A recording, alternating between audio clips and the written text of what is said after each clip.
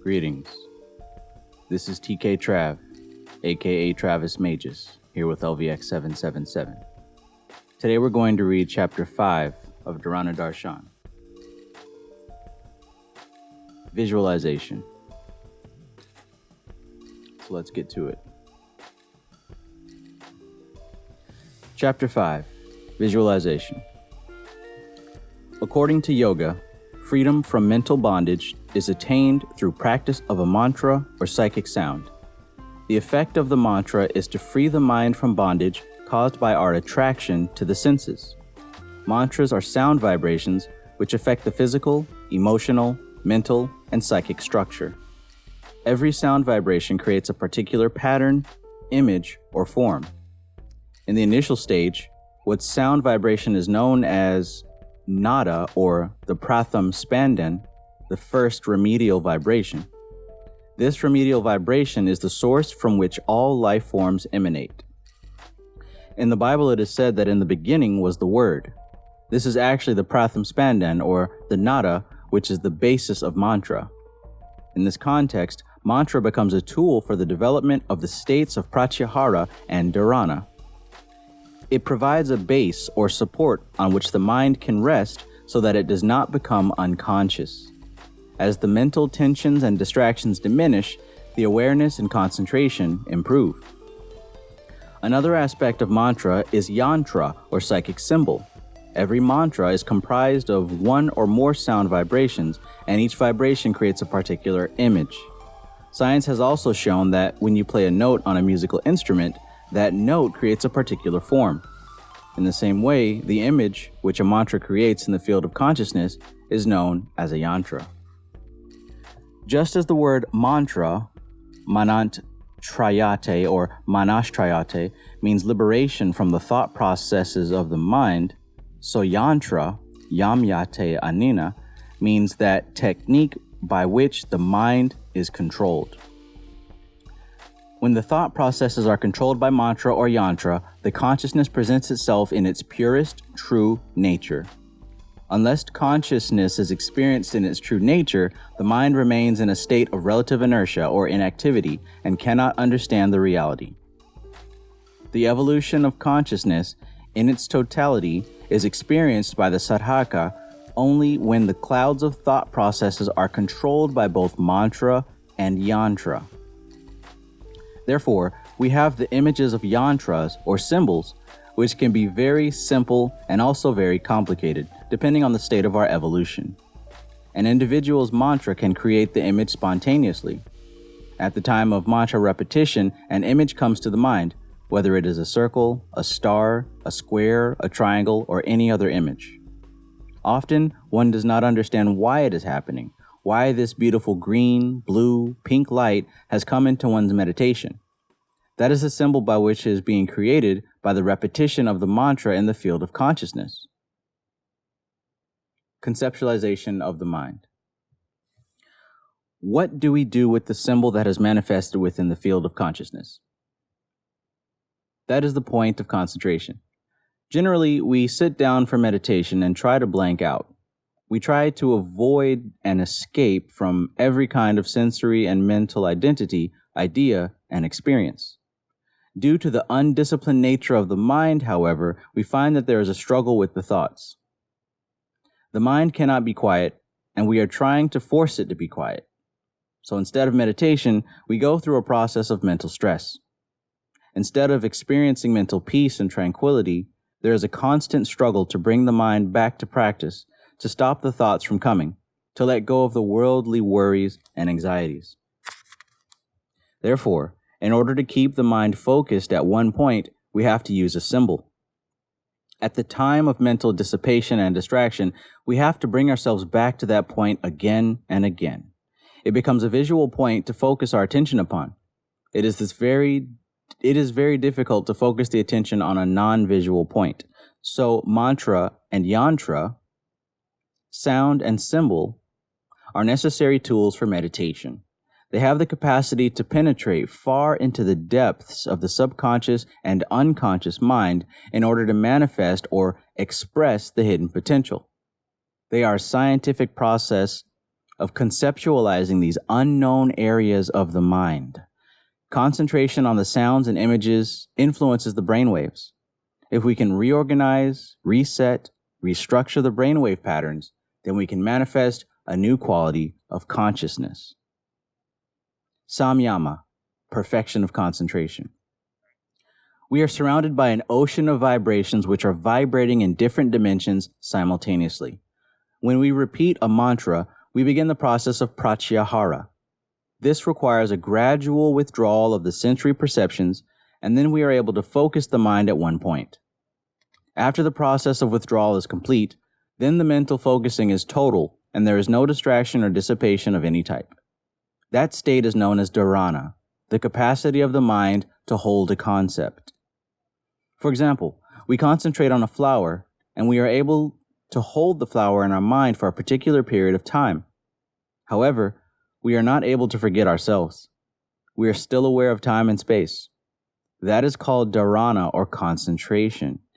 Dhyana means total, unfluctuating awareness of the mind in that concept. When you are able to hold the concept of the flower in your mind, and you are no longer aware of yourself or of the meditation process, then that is called dhyana or meditation. When you are able to hold the concept of the flower in your mind and the flower within you becomes a living experience so that there is no difference between an external flower and the internal flower, when both flowers look alike, that is called samadhi. All these three stages, dharana, dhyana, and samadhi, practiced together are known as samyama. When you are able to practice these three together, your mind becomes creative, constructive, and competent. It is able to hold any idea within itself with greater force, and there is no barrier or limitation to its capacities. When you have accomplished samyama, you can concentrate on any object.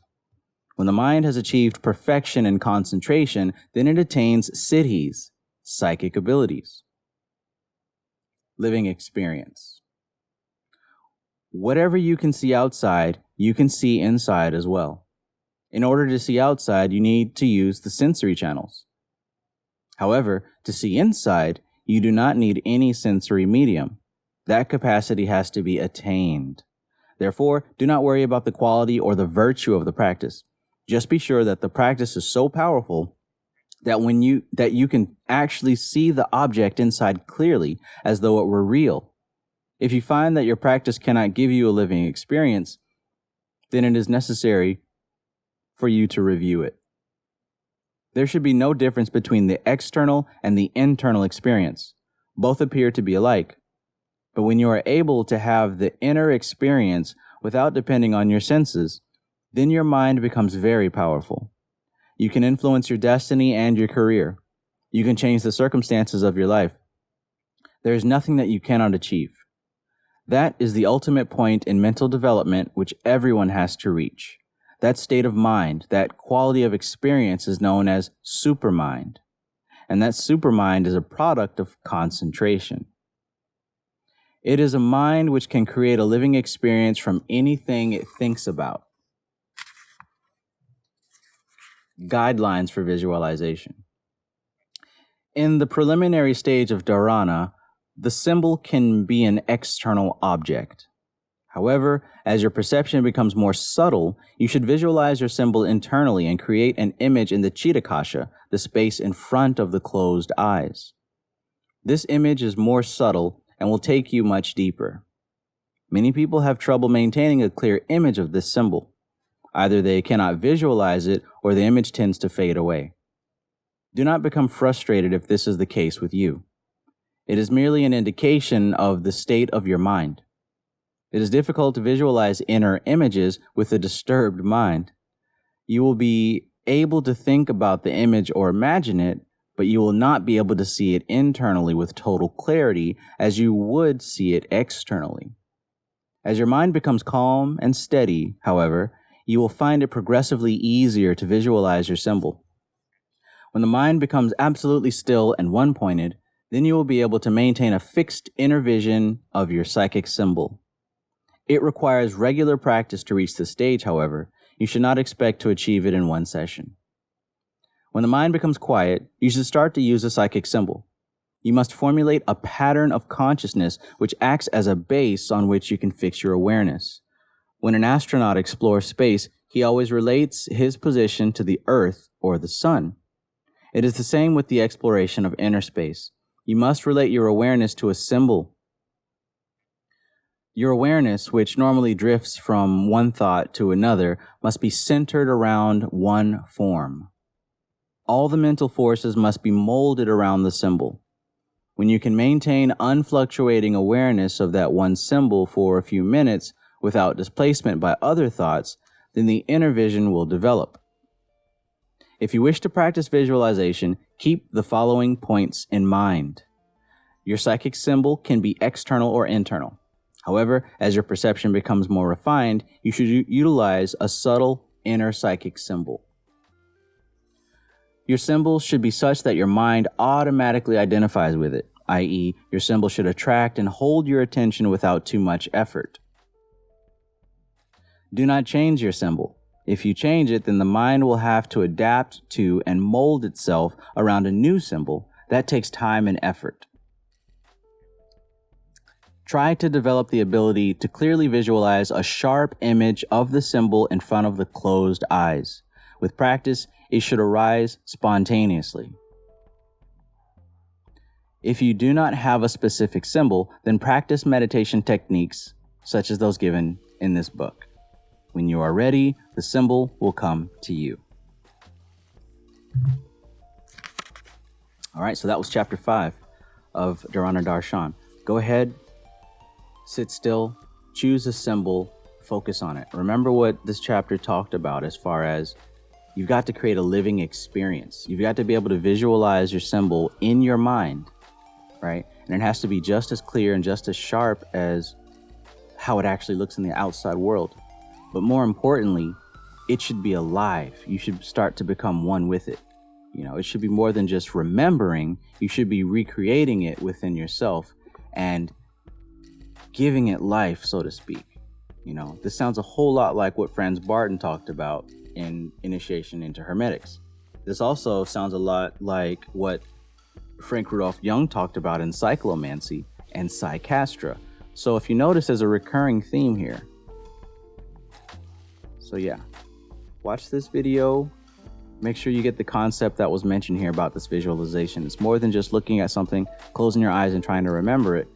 It's about recreating that image in your internal space and visualizing it in front of the eyes, which is the area called the Chitta Kasha.